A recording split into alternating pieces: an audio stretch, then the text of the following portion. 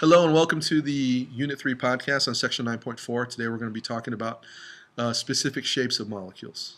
So here we are. I'm Mr. Lin. And I still haven't changed. I'm still Mr. Sakaguchi. So let's start. So today we're going to be talking about VSEPR. I sometimes pronounce it Vesper, but oh well. I'm just kidding. VSEPR is short for valence shell electron pair repulsion model. Okay, so this is a way to kind of look at Lewis structures and then kind of figure out what three-dimensional space is occupied by these molecules. So to help figure some of that out, I mean, there's clues in the title itself. It's dealing with the electrons and how they're repulsing or pushing away from each other, because the electrons are all like charges and they don't like sticking next to each other. As a result, they will push apart, and they will push apart to maximize the distance, and that results in the shape. So you get your shared pairs and your unshared pairs that are moving around the central atom as your hinge, and the double and triple bonds are also part of this as well in how they share those electrons and how they interact with the others. Now with VSEPR analysis, the idea is that we're only looking at shared and unshared pairs with respect to the central atom. We're pretty much ignoring the things that are connected to the central atom. We're only looking at shared and unshared electron pairs. One other thing to keep in mind here is that double and triple bonds are not distinguished between single bonds. Now in AP chemistry we call double and triple bonds and shared pairs electron domains. So we're looking at domains and not actual numbers of pairs. So that's another thing you kind of need to get out of your head. Simply for VSEPR analysis only, not for actual structures and Lewis structures and stuff like that. So how do we determine the shape of a molecule? We first identify the Lewis structure, and then we count the number of shared and unshared pairs around the central atom. Unshared pairs tend to have more range of motion. They have more mobility than the shared pairs.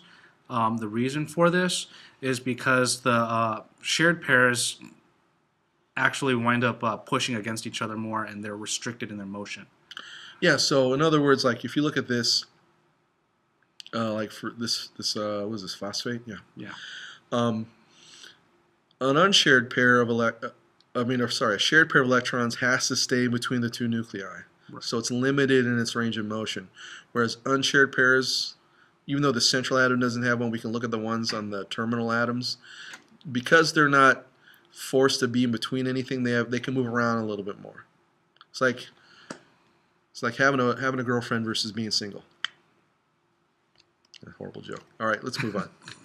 Now, once you know the number of shared and unshared pairs, you can basically look at the shape that shapes that kind of results from that. So yeah. This is something you're going to have to memorize, and there's a version of this in our actual textbook. This happens to be a figure from a different book. But for instance, we can look at, so here's an example where there are 3 shared pairs and 0 lone pairs. So this would be a trigonal planar shape, whereas here we have 2 shared pairs and 1 unshared pair, which would result in a bent shape. Also realize that because if there is a unshared pair versus a shared pair, the angle actually will change. Like in the trigonal planar, you got the 120 degrees, and then at the bent, it's actually a little bit different. Yeah, and the reason why is because the unshared pair kind of pushes down on the shared pairs, kind of pinching them closer together. Right. And then there are other ones that are also represented here too. And we'll go over these more when we work in class on this. Okay, there's also this thing called hybridization. Now, hybridization basically is the idea that we have to resolve the differences between energies between certain kinds of bonds, and also spatial considerations as well. Now, to kind of explain this, I'll use my handy dandy pen. If you think of something like, for instance, methane, CH4 natural gas, this is the Lewis structure for it. And it's taking me forever because I'm using my mouse, and I apologize. Gotta hook up that graphics tablet. Yeah, now we tell me.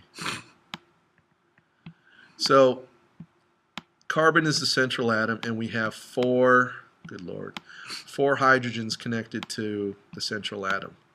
Now, if we look at this from a bond energy point of view, something we talked about earlier in a previous podcast, the CH bond energies are going to be equal for all four, right? If you look at this from an atomic orbital point of view, there's a difference in energy between 2s and 2p subshells. And there's a problem with that because we know in reality that these bonds are going to be equal. So to resolve that, we do a hybridization. Also, though, if you look at this is carbon's arrow diagram for their valence electrons, right? Notice how there's a pair here and nothing in this third orbital in the p subshell. In order to make this electron spatially available for sharing is another reason to kind of have hybridization. Okay? Also remember that these are all going to be sigma bonds, and all these sigma bonds have to have the same energy as well. So that's the reason for hybridization. So what ends up happening here in the formation of methane and for some other molecules that will behave in this fashion is you'll get a hybridization where the P sub levels will drop down slightly, the S sub level will jump up slightly, and you'll get this hybridization. So when you have all three P sub levels and the S sub level coming together to form a super sub level, this is known as sp3 hybridization. And to break down the steps a little bit for that, all you do is you've got four lines or slots for your orbitals, so you just put all four right next to each other, and you've got a total of 1, 2, 3, 4 arrows or 4 electrons, and you follow through with what is that? Pauli's exclusion principle, No, Hund's rule, sorry, Hund's rule, and just drop them all in 1, 2, 3, 4. So now they all have the same energy, and they all are spatially available, right, to form this molecule that we know exists. There are also other kinds of hybridization as well.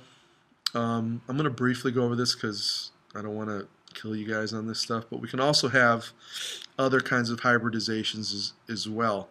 Sometimes the S and only 2 of the subshells for P will hybridize, and this results in sp2 hybridization. So here's an example of where we have this P staying, but the other orbitals coming together. Now you're probably wondering, why would this ever happen? And if you think about sigma and pi bonds, that explains why it does. So here we have basically 3 sigma bonds probably being formed, and this one that didn't hybridize represents the higher energy for the pi bond. Nothing to add? Oh, okay. sp hybridization, same kind of idea, but instead of 2 orbitals from 2p coming, it's only 1.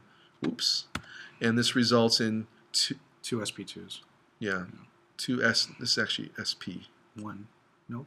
It's sp. No, it's just sp, right? Yeah, this is typo. And then we have the 2 unhybridized orbitals.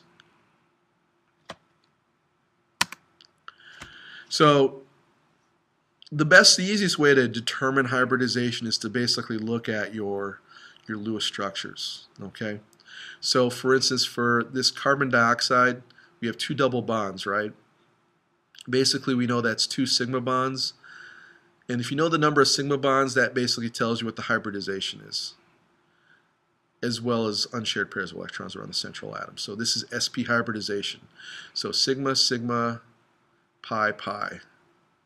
Okay.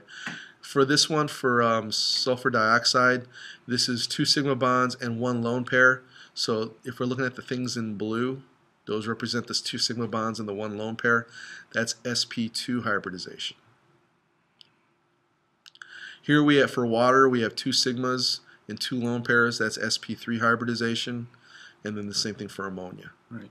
3 sigma and then a lone pair. Gets you sp3. Right. And then here's an example of relating hybridization to Vesper shapes, right, which you can also do as well. This is something we'd probably do more in AP chemistry, but it's something I thought I would just show you. Hopefully it doesn't confuse you. Is that it? That is it. See you next time.